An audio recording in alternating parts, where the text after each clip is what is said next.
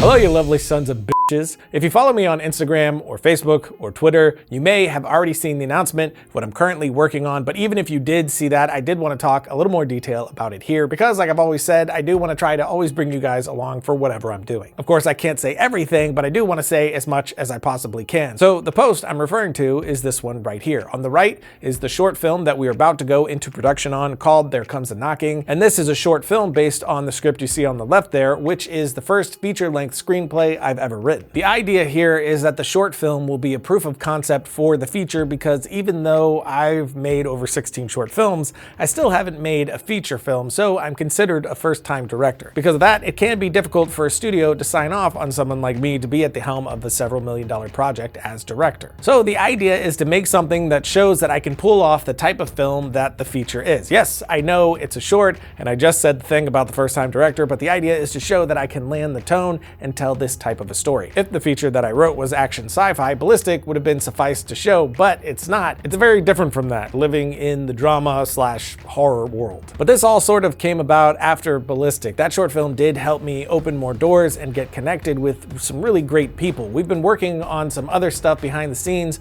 when I finally shot over my pitch deck for There Comes a Knocking, which happily they really responded to. And this story has been one that has been tossing around in my head for around 5 or 6 years with a theme that I'm really passionate about. Feels right to be my first feature, so, you know, all fingers and toes crossed. Now, does this mean I'm making the feature for sure? No, at least not on the studio level. Nothing is certain since I haven't even started pitching it yet. I'm currently working on the third draft of the feature script to get it into a really good place, which I've been developing this for a while now with the managers over at 3 Arts, Luke Maxwell and Will Robotham. So once the short is done, we're going to take that and the script and try to get the feature set up at a studio. So we're still in very early stages of the process right now, with the next step being short film.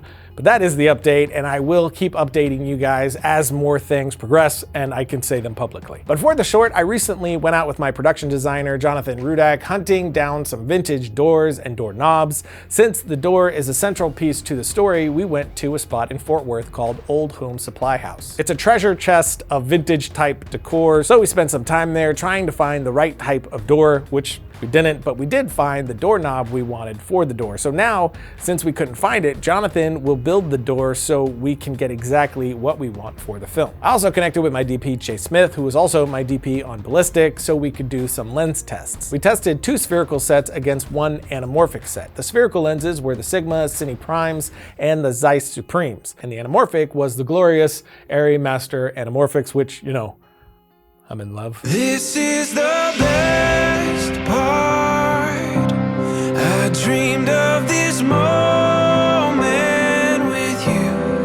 And we were able to get these lenses thanks to our friends over at Lens Pro To Go. I've been talking about them and partnering with Lens Pro To Go for years. They're an amazing company that cares about the film community, especially the indie film community. And no, I have not been paid to say this. We have no deal in place. They are just amazing. Whenever we need help, they've been there to assist with gear, never asking for anything in return. They truly are an amazing company filled with amazing people. And they're basically the only rental house that I've gotten cameras from for pretty much my entire career. Of course, they do help us out on bigger projects, but I'm also constantly renting from them and paying out of pocket as well. Again, they didn't ask for this shout out, but they do deserve it. So if you are looking to rent some gear, take a look at them first. Really wonderful people. Links to all the things in the notes below. Okay, love fest over. Back on track. To do the test, I of course needed Chase, so I employed my usual tactics. All I ever wanted was a handful of hundreds. All I ever needed was a girl who could see it. Gold on my neck, boy. I ain't trying to flex, but I'm shining so hard, even blind people see it. But once deals were made, we popped over to my house with just a couple of lights, the camera, and of course the lenses. We weren't doing a very technical or scientific test. We really were just looking for how these lenses felt to us, considering the tone we wanted for the film. So we did a couple of setups, like one on the stairs where there was still some daylight, with only the additional light being a 300D Mark II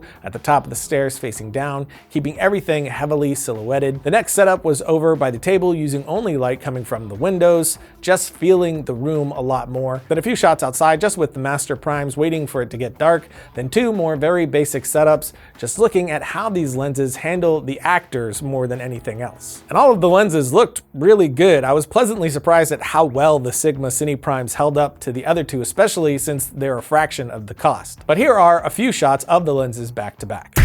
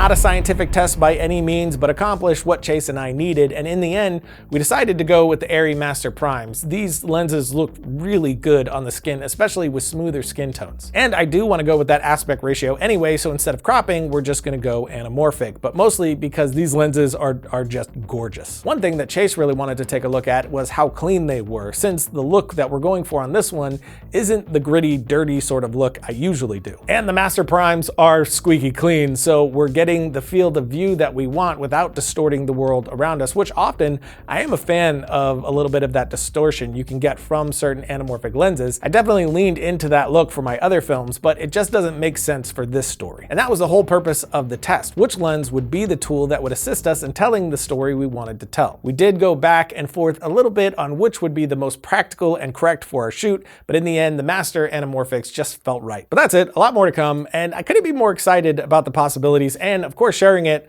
with you guys along the way. Whether it's success or failure, I'm gonna be bringing you along in hopes that we can learn together. So until next time, as always, don't forget to write, shoot, edit, repeat. All I ever wanted was a handful of hundreds. All I ever needed was a girl who could see it. Gold on my neck, boy, I ain't tryna flex, but I'm shining so hard, even blind people see it. Stepping out the wagon, it's 200,000. Bright red paint, got it looking like a dragon. That's what you get from a hard dead.